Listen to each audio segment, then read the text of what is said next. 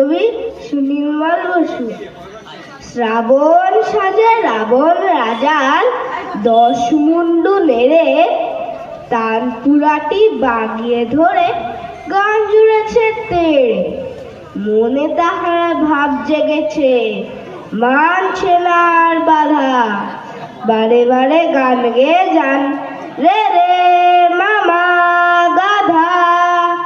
শঙ্কা জাগে তান শুনে তার, লঙ্কা পুরি কাঁপে। তালকানা সব রাক্ষসেরা পালায় লাফে ঝাঁপে। ধূম্রবন হুকুম হকর্ণ অঘোর ছিল ঘুমে। চমকে উঠে উল্টে পড়ে খাটের থেকে ঘুমে। ভীষণ গানে বিভীষণে লাগলো কানে তালা। ঘাবড়ে গিয়ে ডিগবাজি খায় রাবণ রাজার শালা।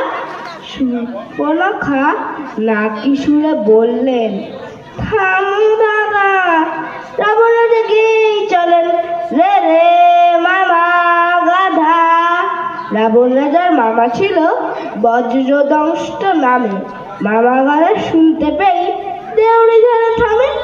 রেগে মেগে বললে গিয়ে, পাকিয়ে গোপ জোড়া। আমায় বলিস গাধা বুঝি, ওরে পাজিল ছোড়া।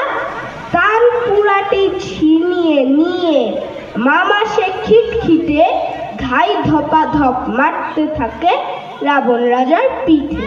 আচমকাতে এমনি ভাবে পেয়ে মামা সাজা, হকচকিয়ে থেমে গেলেন গায়ক রাবণ রাজা।